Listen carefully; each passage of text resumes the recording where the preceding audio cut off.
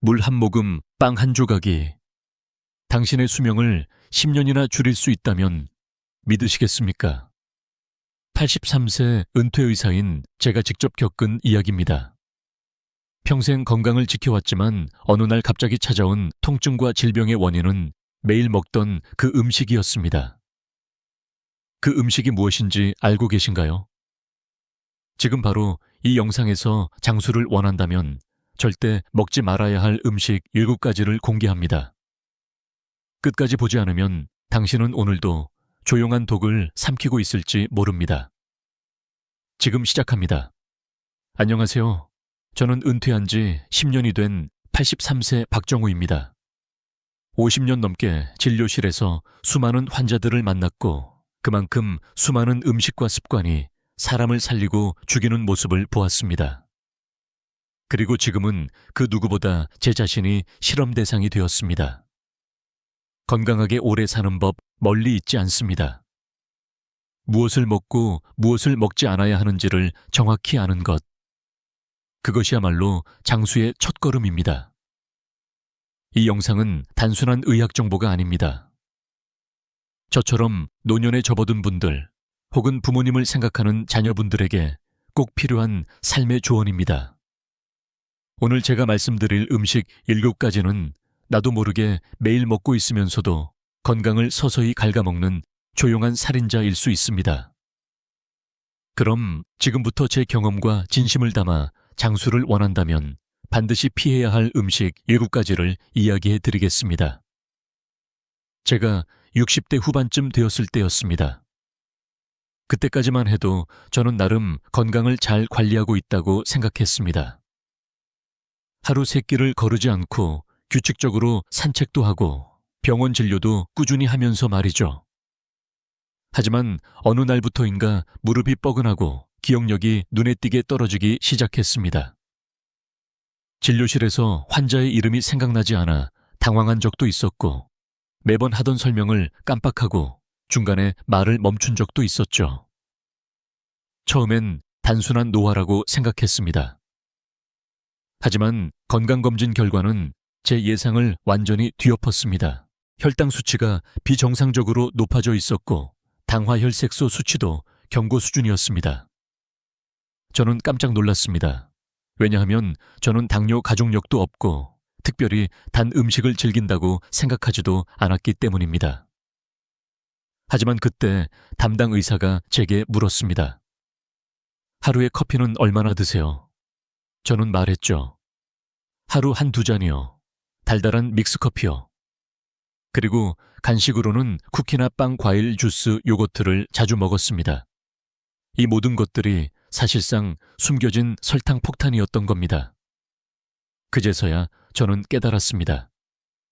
설탕은 단순히 단맛을 내는 것이 아니라 우리의 몸속을 조용히 아주 천천히 무너뜨리고 있던 것입니다. 정제당, 특히 과당이 많이 들어간 가공식품은 체내 염증을 유발하고 혈관을 손상시키며 인슐린 저항성을 높입니다.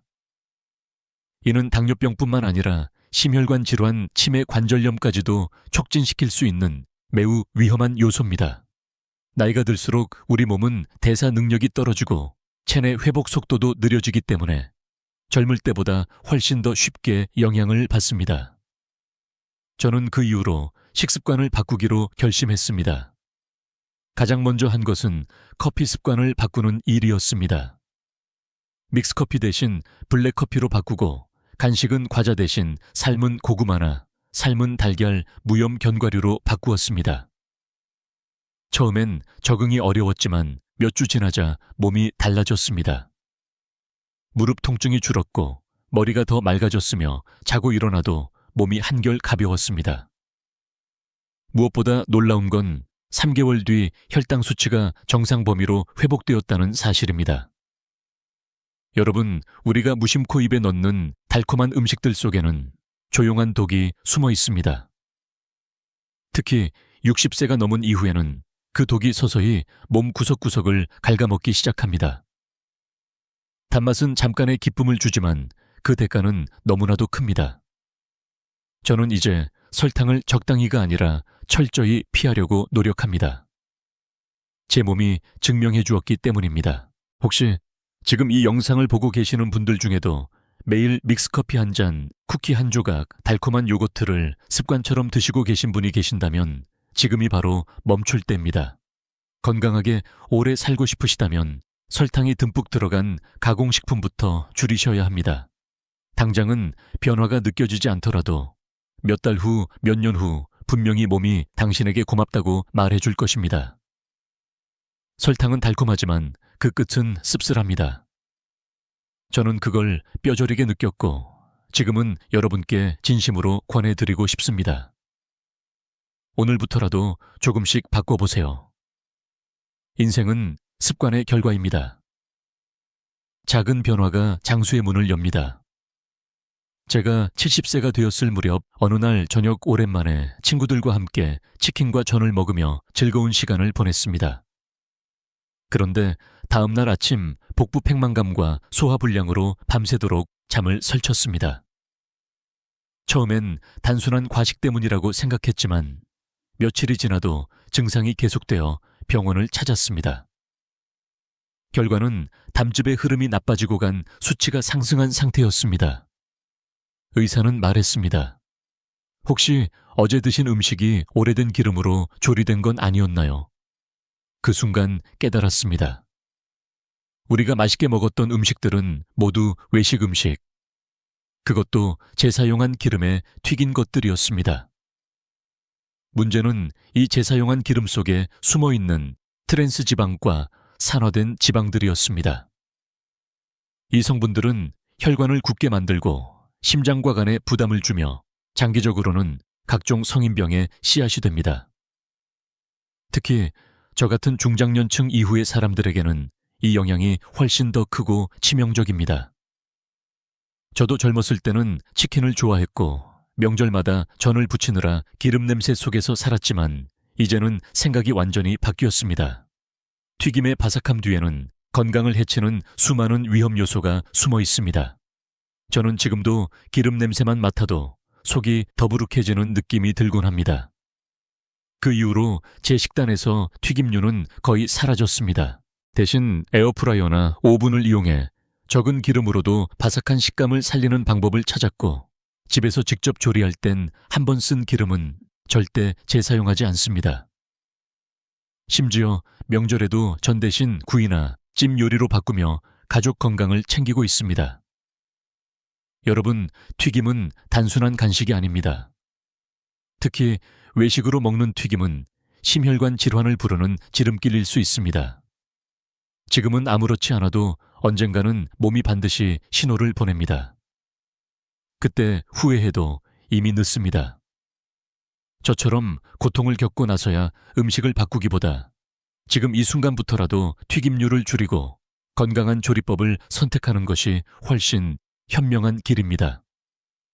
장수를 원하신다면 그 바삭한 유혹을 잠시 내려놓아 보세요.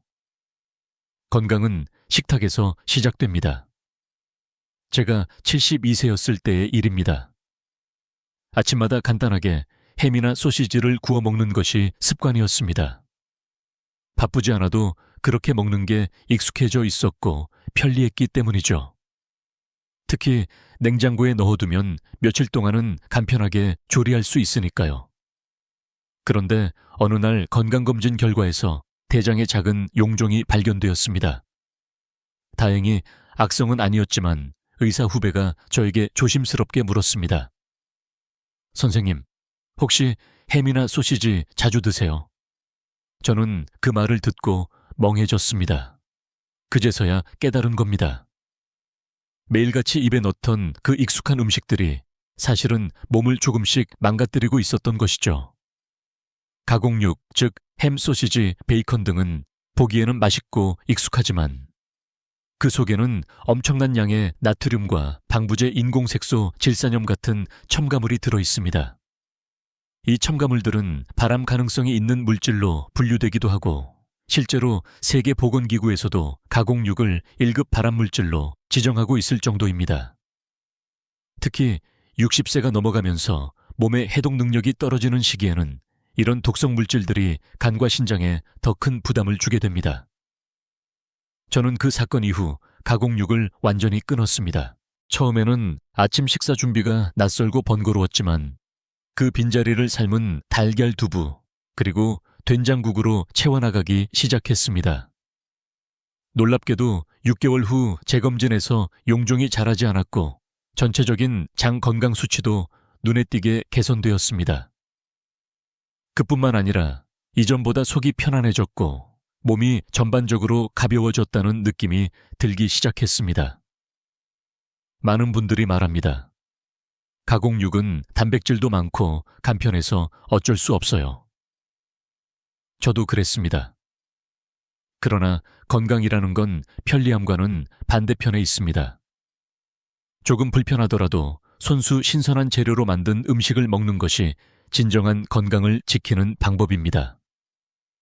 특히 손주들과 함께 식사할 때 저는 이제 햄 대신 삶은 닭가슴살을 활용한 샐러드나 생선전 같은 전통적인 단백질 요리를 준비합니다. 아이들이 더 잘 먹고 가족 모두가 건강해지는 느낌을 받게 되죠. 여러분, 지금 냉장고에 있는 햄이나 소시지를 한번 꺼내보세요. 그리고 그 포장지에 적힌 재료명을 하나하나 읽어보시기 바랍니다.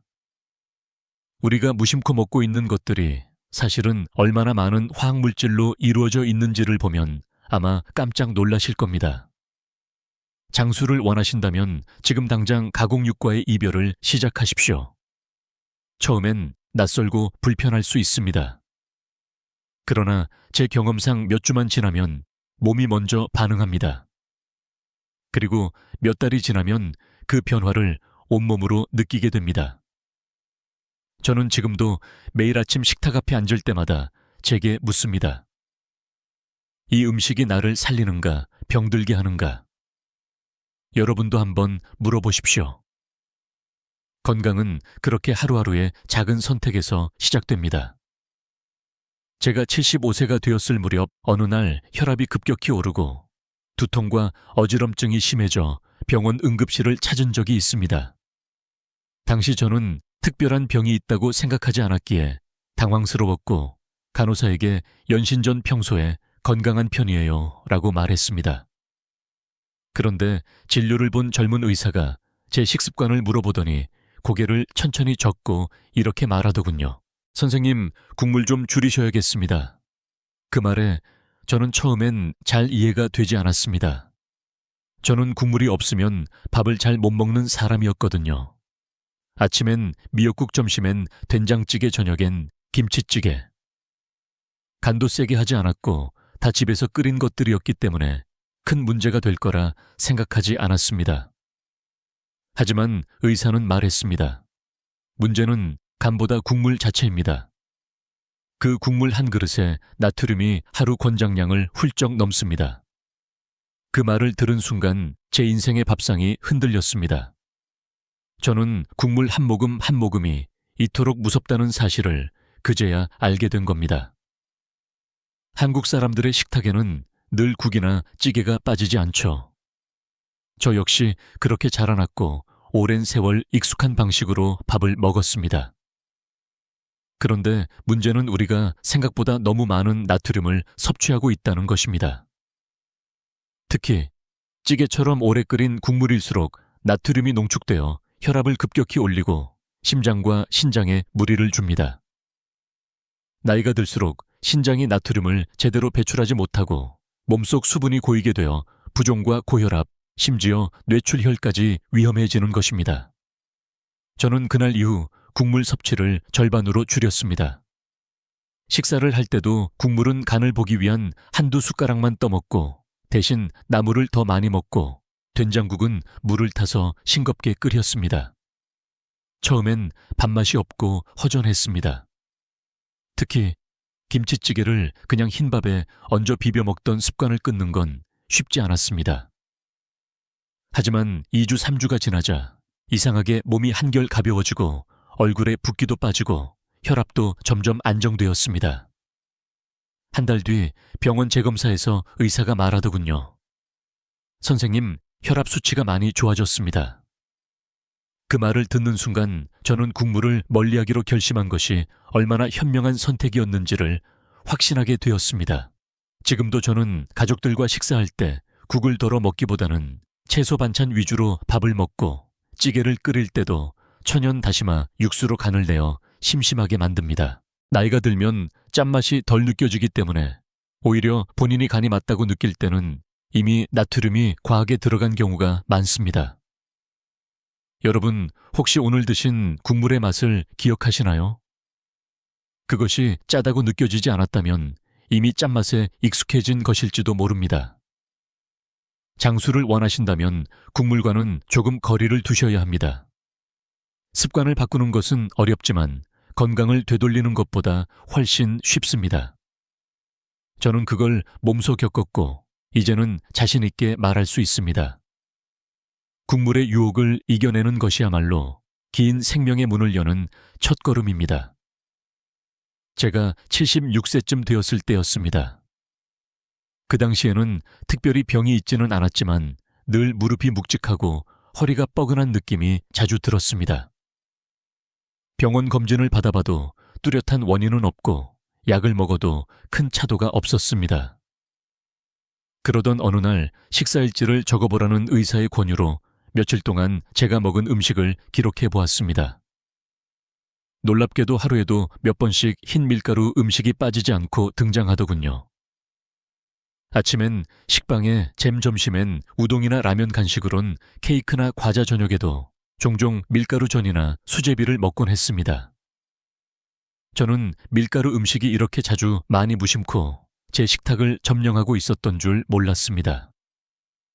이 사실을 깨달은 후 저는 곧장 식단에서 흰 밀가루를 줄이기 시작했습니다. 그런데 변화는 생각보다 훨씬 빨리 찾아왔습니다. 무엇보다도 놀라운 건 무릎 통증이 점점 줄어들었다는 겁니다.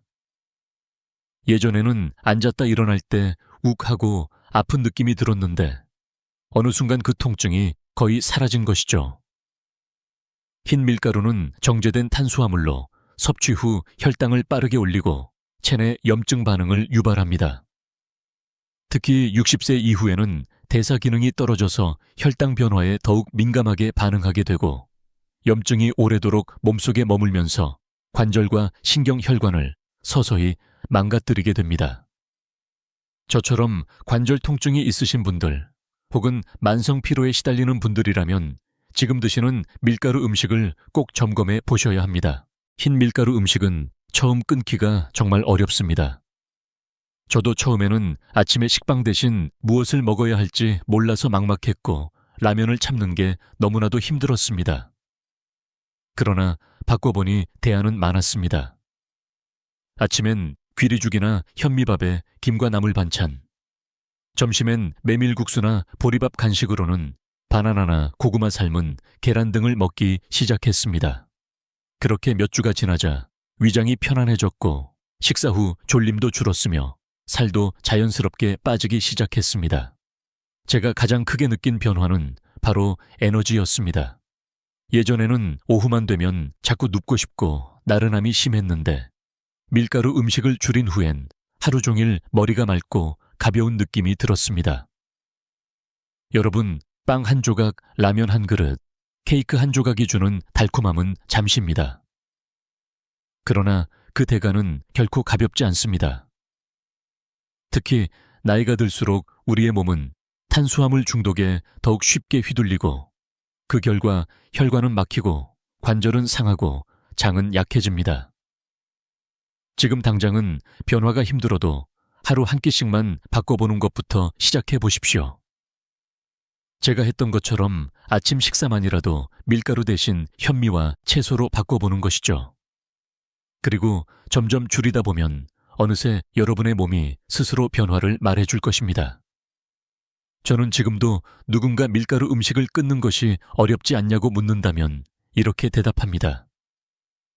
어렵습니다.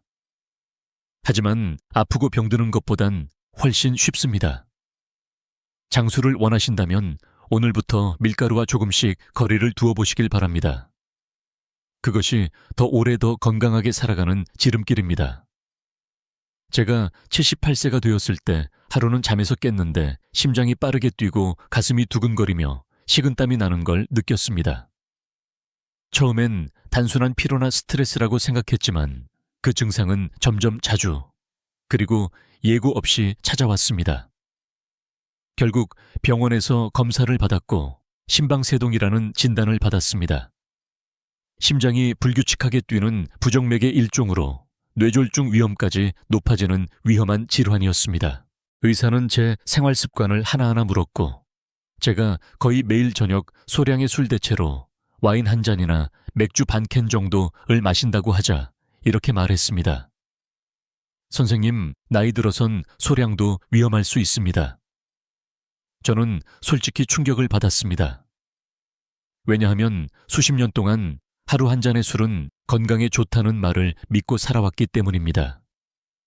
실제로 많은 건강서적에서도 적당한 음주는 심혈관 질환을 예방한다고 소개되어 있었고, 저도 퇴직 후 혼자 식사할 때면 와인이나 청주를 한 잔씩 곁들이곤 했습니다. 그러나 의사의 설명은 달랐습니다. 나이가 들수록 간에 해독 기능이 떨어지고 알코올이 체내에 더 오래 남아 심장과 뇌에 부담을 주게 된다는 것이었습니다. 또한 술은 수면의 질을 떨어뜨리고 기억력 저하와 우울감 위장 장애를 유발할 수 있는 복합적인 문제 덩어리라고도 했습니다. 그 말을 듣고 저는 술을 끊기로 결심했습니다. 물론 처음엔 쉽지 않았습니다. 식사할 때 허전함이 느껴졌고 친구들과 모임에서도 술잔을 들지 않으니 분위기를 망치는 건 아닌지 걱정도 되었습니다. 하지만 제가 먼저 제 건강을 이야기하며 음주를 줄이게 된 이유를 설명하자 오히려 주변 분들도 나도 줄여야겠다고 말하며 공감해 주었습니다. 술을 끊고 나서 가장 먼저 느낀 변화는 바로 수면이었습니다. 전엔 밤에 자주 깼고 아침에 일어나도 개운하지 않았는데 술을 끊고 나선 깊은 잠을 자게 되었고 낮에도 덜 피곤해졌습니다. 무엇보다 심방세동 증상이 현저히 줄었고 병원에서 재검사를 받을 때 의사도 잘 관리하고 계시다고 칭찬해 주셨습니다. 여러분, 우리는 종종 이 정도는 괜찮겠지라고 생각하며 하루 한두 잔의 술을 당연하게 여깁니다. 하지만 나이가 들면 그 한 잔이 간과 심장뇌에 큰 부담이 될 수 있습니다. 특히 매일 마시는 습관이 된다면 몸은 쉬지 않고 해독 작업에 시달리게 되며 그 결과 각종 만성질환이 시작될 수 있습니다. 장수를 원하신다면 술과도 건강한 거리를 유지해야 합니다. 특별한 날 가족과 함께 기쁨을 나누는 자리에서 가끔 마시는 정도라면 몰라도 매일의 식사에 술이 곁들여지는 삶은 더 이상 작은 즐거움이 아닌 조용한 위험이 될 수 있습니다. 저는 이제 저녁 식사엔 따뜻한 보리차나 대추차를 마십니다. 처음엔 밋밋했지만 지금은 오히려 그 잔잔한 맛이 더 위로가 됩니다. 그리고 몸도 더 가볍고 마음도 평온해졌습니다.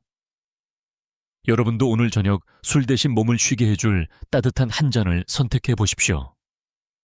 그것이 여러분의 심장을 살리고 삶을 더 길고 건강하게 만들어줄 것입니다. 제가 80세가 되기 조금 전의 일이었습니다.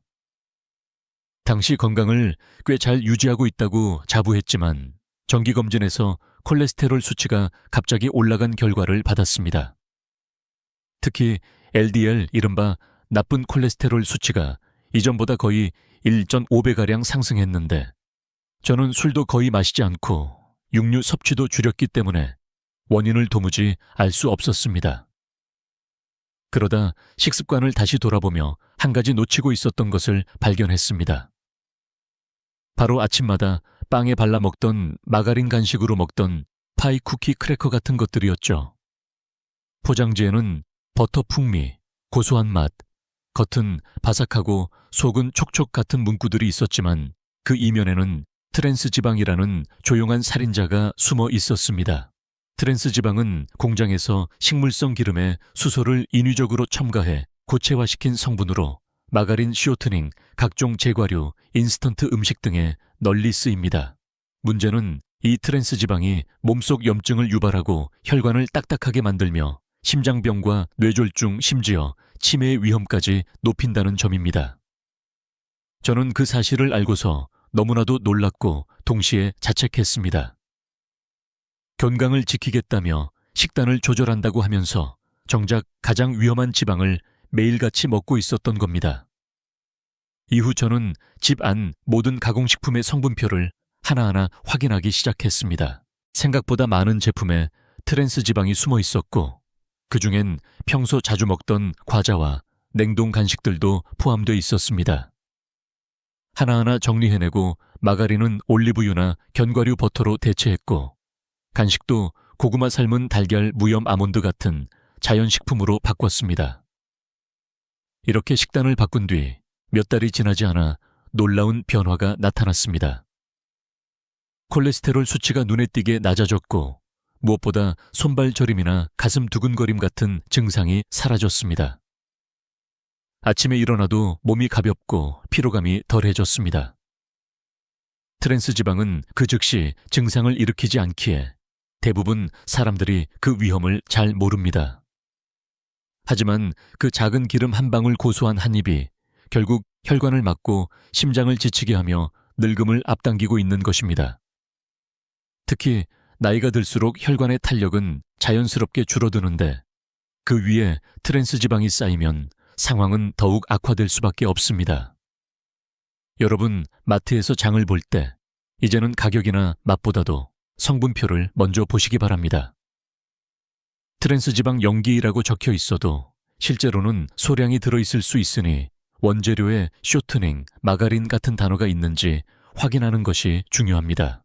장수를 원하신다면 이 작은 습관의 변화가 반드시 필요합니다. 저처럼 뒤늦게 후회하고 몸을 되돌리는 것보다 지금부터 실천하신다면 더욱 건강한 노후를 맞이할 수 있습니다. 저는 지금도 제 손주들에게 쿠키 대신 직접 구운 고구마를 주며 말합니다. 이게 진짜 몸이 좋아하는 간식이란다. 우리 몸은 우리가 먹는 것을 기억합니다.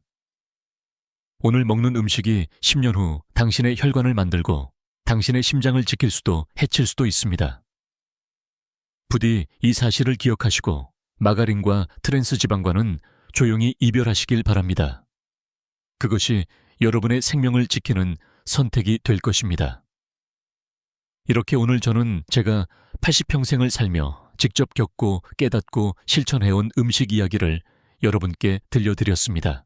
설탕이 듬뿍 들어간 가공식품부터 시작해서 튀김류, 가공육, 짜게 먹는 국물, 흰 밀가루, 매일 마시는 소량의 술, 그리고 마가린과 트랜스 지방까지 이 모든 것들은 우리가 무심코 먹고 있는 음식들입니다. 어떤 것들은 어릴 적부터 익숙한 맛이고 어떤 것들은 사회생활 속에서 자연스럽게 자리 잡은 습관일 수도 있습니다. 하지만 제가 단언컨대 말씀드립니다.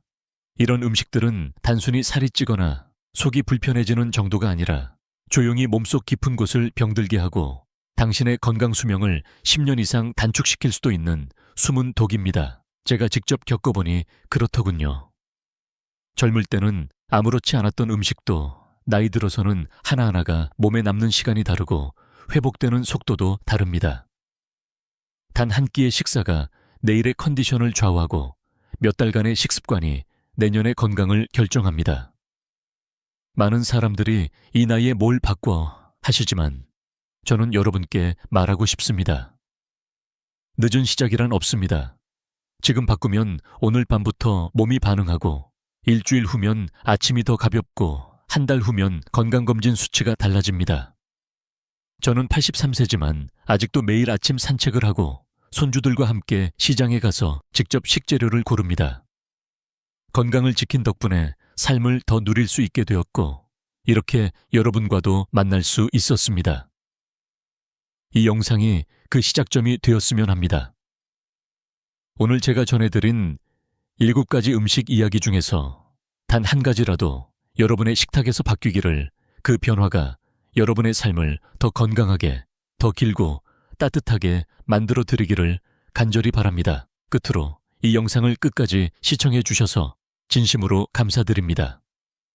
제 이야기가 도움이 되셨다면 좋아요 버튼을 꼭 눌러주시고 앞으로도 건강하고 깊이 있는 이야기를 함께 나누고 싶으시다면 구독도 부탁드립니다. 그리고 가족이나 친구 중에 건강을 걱정하고 계신 분이 있다면 이 영상을 공유해 주세요. 여러분의 한 번의 공유가 누군가의 삶을 바꾸는 시작이 될 수 있습니다. 우리 모두 병원보다 식탁을 먼저 바꾸는 삶을 살길 바라며 오늘도 몸과 마음이 평안하시길 진심으로 기도드립니다. 감사합니다.